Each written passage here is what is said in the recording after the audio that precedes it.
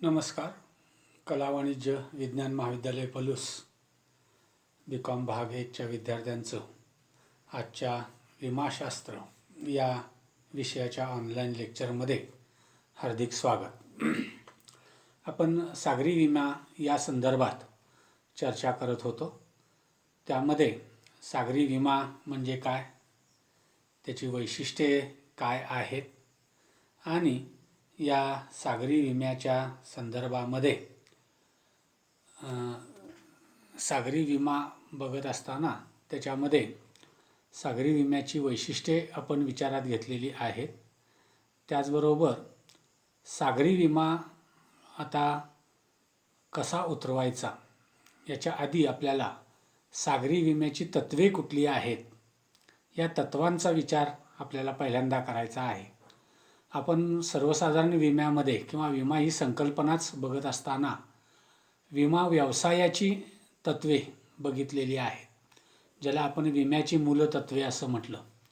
तर या विमा व्यवसायाच्या तत्त्वामधूनच काही तत्त्व, अर्थात सर्वच प्रकारच्या विमा व्यवसायामध्ये साधारणपणे जी मूलतत्त्व आहेत ती सर्वांची सारखीच आहेत.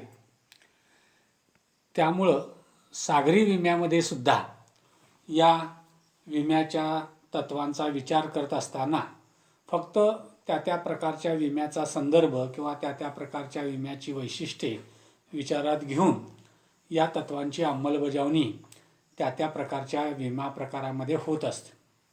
आणि त्या दृष्टीनं सागरी विम्याची तत्त्व कुठली आहेत, तर ही तत्त्व आपल्याला विचारात घ्यायची आहेत. तर त्याच्यामध्ये पहिलं तत्त्व आहे त्याला आपण नुकसान भरपाईचं तत्त्व असं म्हटलेलं आहे.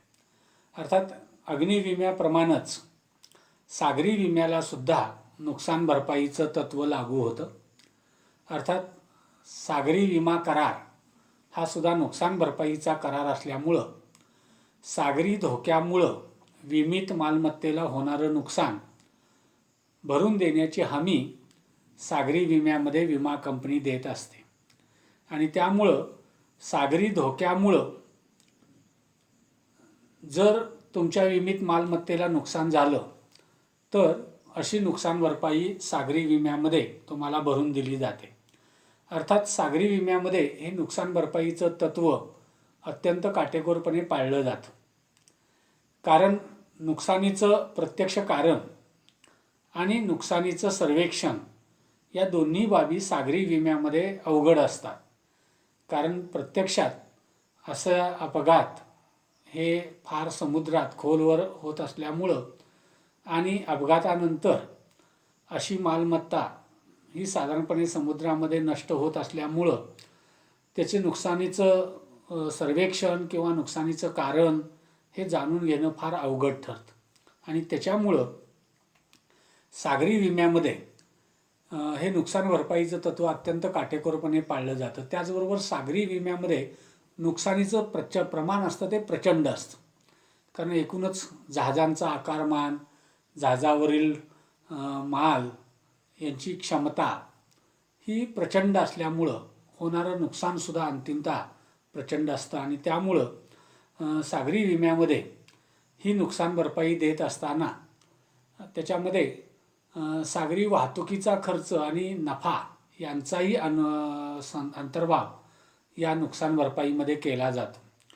विशेषतः निश्चित मूल्य विमापत्रामध्ये विमा रक्कम निश्चित करत असताना सागरी प्रवासासाठी जे जहाजाचं भाडं आहे अधिक नफा या दोन्ही गोष्टी विचारात घेऊन ही नुकसान भरपाईची रक्कम निश्चित केली जाते. आणि त्यामुळं सागरी विम्यामध्ये नफ्याची हानीसुद्धा आपल्याला भरून मिळत असते.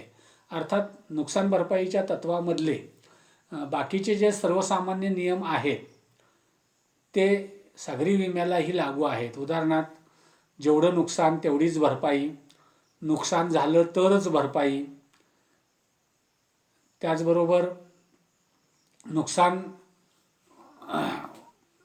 सर्वेक्षण किंवा नुकसानीच्या बाबतीत महत्त्वाचा भाग म्हणजे नुकसान झाल्याची सूचना, या जनरल ज्या बाबी आहेत नुकसानीच्या तत्त्वाच्या संदर्भातल्या त्या सागरी विम्यालाही लागू आहेत.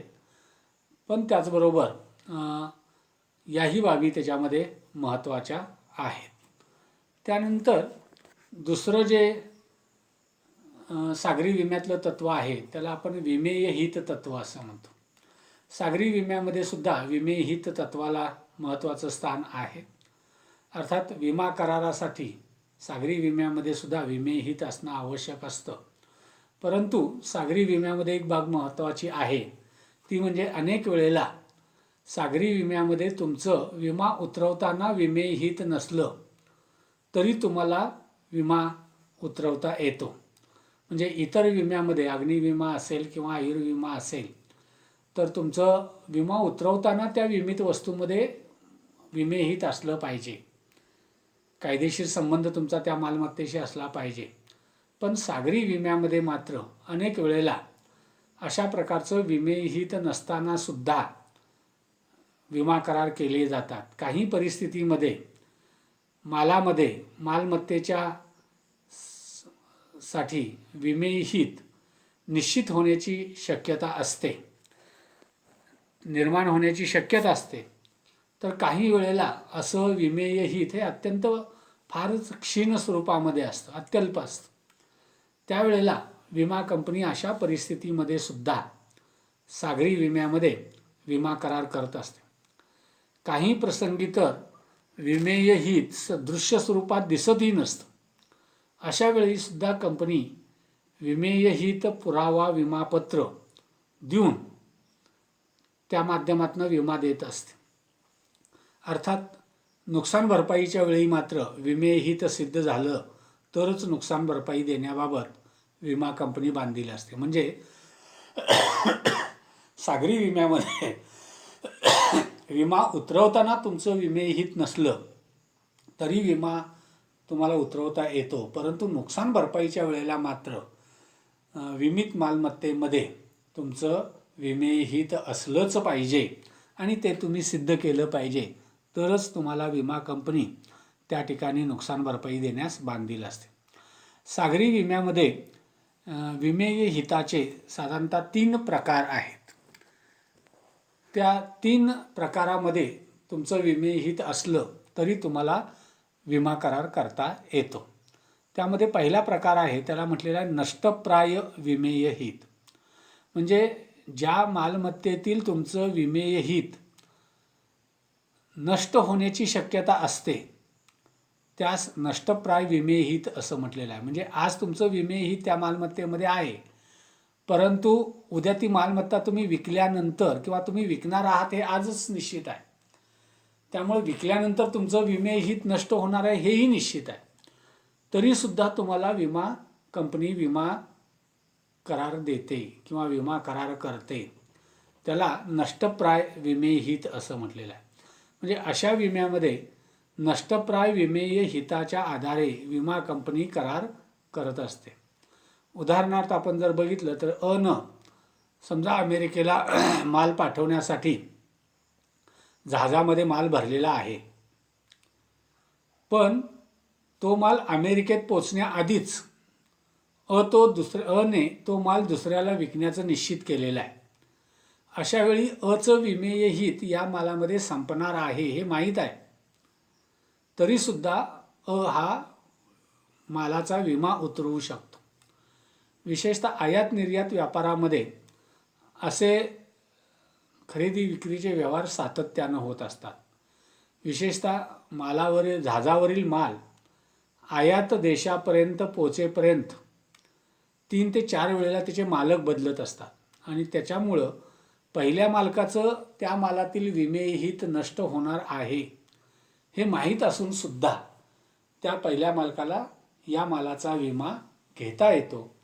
त्याला नष्टप्राय विमेय हित असं म्हटलं जातं. अशा नष्टप्राय विमेय हिताच्या नंतर दुसरा जो विमेय हिताचा प्रकार आहे सागरी विम्यामध्ये त्याला संभाव्य विमेय हित असं म्हटलेलं आहे. म्हणजे एखाद्या विशिष्ट मालमत्तेमध्ये भविष्यात काही विमेय हित निर्माण होण्याची शक्यता असेल तर त्यास संभाव्य विमेय हित असं म्हटलेलं आहे. सागरी विम्यामध्ये या संभाव्य विमेय हिताच्या आधारे तुम्हाला विमा दिला जातो. उदाहरणार्थ जर मगाशी आपण जे उदाहरण घेतलं तेच जर पुढं कंटिन्यू केलं तर अ व्यक्तीनं अमेरिकेतील ब या व्यक्तीला जहाजावरचा माल विकला. ब ने तो माल क ला विकून टाकला. अर्थात सागरी विम्यामध्ये हे खरेदी विक्रीचे प्रकार सातत्यानं घडत असतात. अशा वेळेला क न हा माल घ्यायला नकार दिला. अशा वेळेला मालाची मालकी ब कडे परत येत असते. आता ही बाब लक्षात घेऊन, ही संभाव्य बाब लक्षात घेऊन विमा कंपनी काय करते, या संभाव्य विमेय हिताच्या आधारावर ब ला त्या विम्याचा किंवा त्या मालाचा विमा काढून देते, विमा करार करण्यास संमती देते. त्याला संभाव्य विमेय हित असं म्हटलेलं आहे. म्हणजे एखाद्या मालमत्तेमध्ये तुमचं हित आज नाही, परंतु भविष्यात असं हित निर्माण होण्याची शक्यता आहे. तर ही शक्यता विचारात घेऊन त्या ठिकाणी विमा काढला जातो. त्याला संभाव्य विमेय हित असं म्हटलेलं आहे. त्यानंतर तिसरा विमेय हिताचा प्रकार सागरी विम्यामध्ये आहे, त्याला आंशिक विमेय हित असं म्हटलेलं आहे. म्हणजे जर एखाद्या मालमत्तेमध्ये संपूर्ण मालकीऐवजी जर तुमची काही प्रमाणात मालकी असेल तर त्याला आंशिक विमेय हित असं म्हटलेलं आहे. म्हणजे असं आंशिक विमेय हित जर असेल तर विमा कंपनी त्या व्यक्तीचा जेवढा हिस्सा त्या मालमत्तेमध्ये आहे तेवढ्या हिश्श्याच्या किमती इतका विमा सागरी विम्यामध्ये देत असते. विशेषतः सागरी विम्यामध्ये विमेय हित कोणत्याही प्रकारचं असलं तरी एक गोष्ट स्पष्ट असते की विमा घेताना तुमचं विमेय हित कसलंही असू द्या अगर काही वेळेला नसलं तरी तुम्हाला विमा करार करता येतो. परंतु नुकसान भरपाईच्या वेळेला मात्र विमेदाराचं विमेय हित त्या मालमत्तेमध्ये असलंच पाहिजे आणि ते विमेदारानं सिद्ध करायला पाहिजे, तरच विमा कंपनी तुम्हाला नुकसान भरपाई देत असते.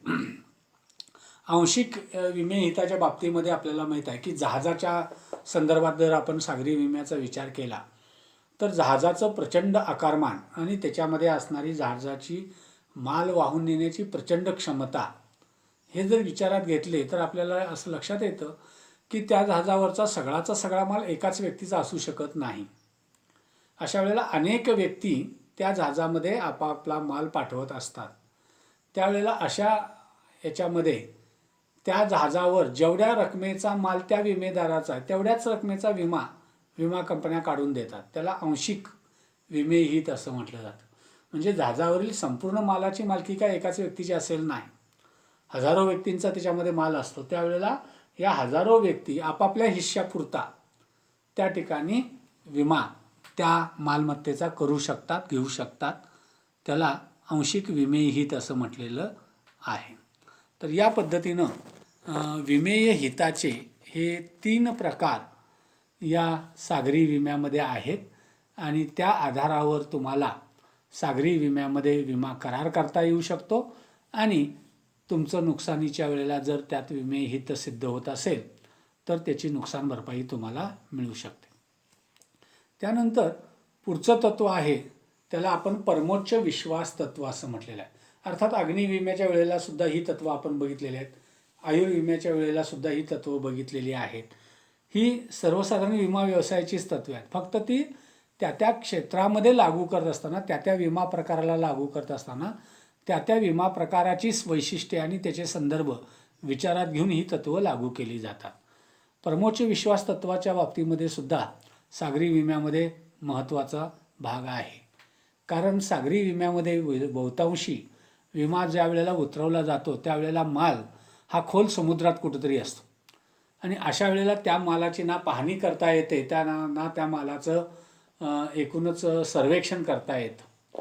आणि अशा वेळेला मग विमेदारानं सांगितलेली माहिती सत्य आहे हे गृहीत धरूनच विमा कंपनी विमादाराला विमा देत असते.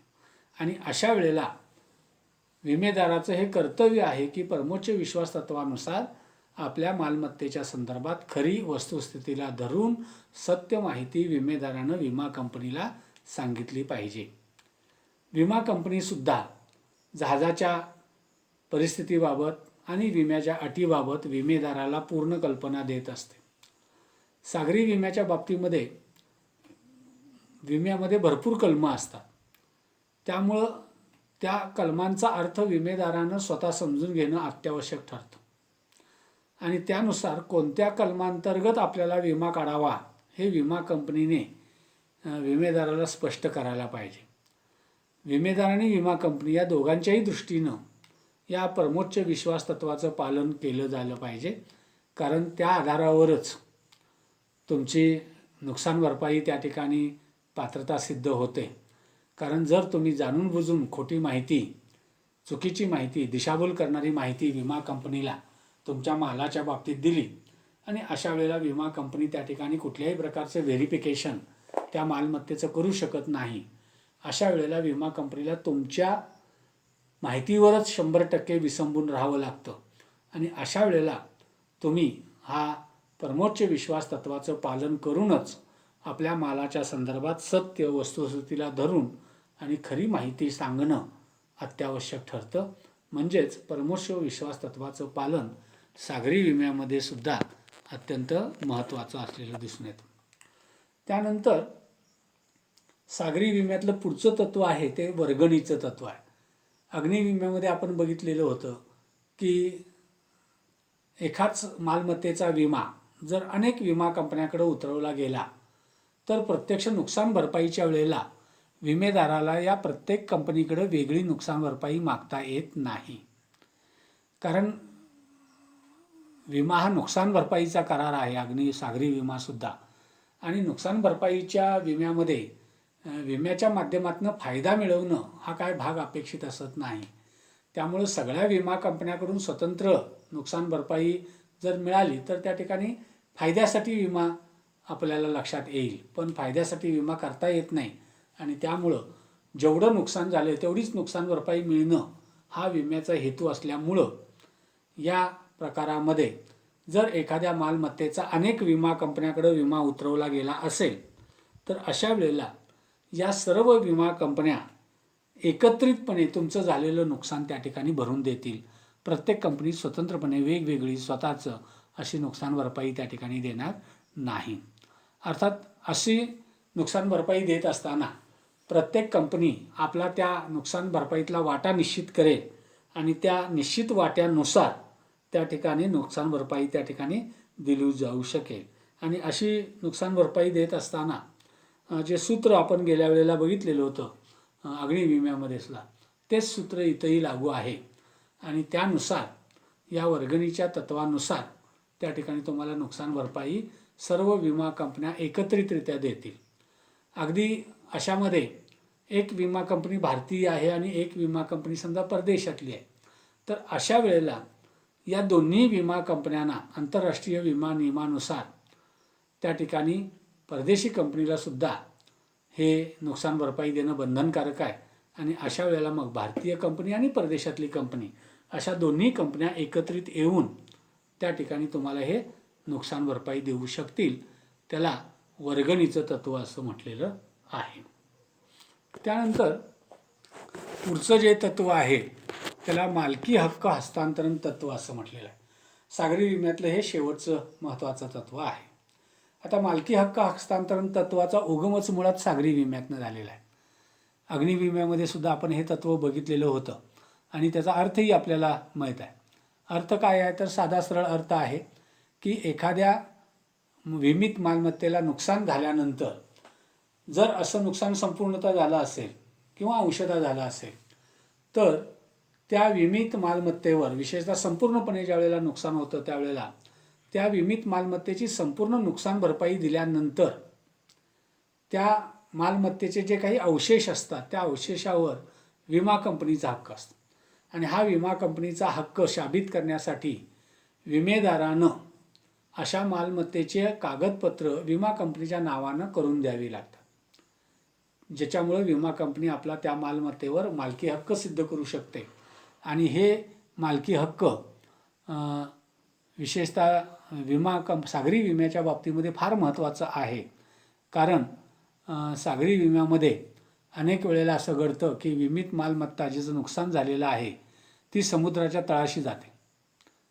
ती नष्ट झालेली नसते, ती जी असते परंतु ती समुद्राच्या तळाशी असते. त्याचा आपल्याला वर काढणं शक्य असत नाही, कारण काढण्याचा खर्च हा त्या मालमत्तेच्या किमतीपेक्षाही जास्त असण्याची शक्यता नाकारता येत नाही. आणि अशा वेळेला मग त्या मालाची नुकसान भरपाई तर दिली जाते आणि तो माल समुद्राच्या तळाशी अस्तित्वात असतो. तर अशा वेळेला एखाद्या व्यक्तीनं किंवा एखाद्या कंपनीनं समजा 100-200 वर्षानंतर तो माल समुद्रातून बाहेर काढला, तर अशा वेळेला ती विमा कंपनी त्या मालावर आपला मालकी हक्क प्रस्थापित करू शकेल. आणि त्याच्यासाठी विमेदारानं आपल्या विमित मालमत्तेची कागदपत्र, त्याची मालकी, नुकसान भरपाई मिळाल्यानंतर विमा कंपनीच्या नावे करून द्यायला पाहिजे. आणि त्यामुळं अशा प्रकारचं विमित मालमत्ता मग ती कितीही वर्षानं समुद्रातनं बाहेर काढली तरी त्या मालमत्तेवर विमा कंपनीचाच अधिकार असेल. त्याला कुठलाही आंतरराष्ट्रीय कायदा त्याच्यामध्ये आडवा येत नाही. त्याचबरोबर काही वेळेला असं घडतं की ही बुडीत मालमत्ता समुद्रातल्या अंतर्गत प्रवाहामुळं एका देशाच्या हद्दीतून दुसऱ्या देशाच्या हद्दीत जाते. म्हणजे ज्यावेळेला जहाज बुडालेलं असतं त्यावेळेला ते एका देशात असतं आणि प्रत्यक्षात जहाजाचा जो माल आहे, जहाजावरील जो बुडालेला माल आहे तो कुठंतरी वाहत जाऊन दुसऱ्या देशाच्या सागरी हद्दीमध्ये असतो. तर अशा वेळेला सुद्धा तो माल वाहत जाऊन दुसऱ्या देशाच्या सागरी हद्दीमध्ये गेला आहे म्हणून तो देश त्या मालावर मालकी हक्क सिद्ध करू शकत नाही. तर अशी मालकी ही त्या विमेदाराचीच असते आणि तो विमेदार किंवा विमा कंपनी त्या ठिकाणी कितीही वर्षांनी तो माल सागरी विम्यामध्ये जर समुद्राच्या तळातून काढला तर अशा वेळेला त्या मालाची मालकी ही विमा कंपनीकडेच राहील. त्याला मालकी हक्क हस्तांतरण तत्त्व असं म्हटलेलं आहे.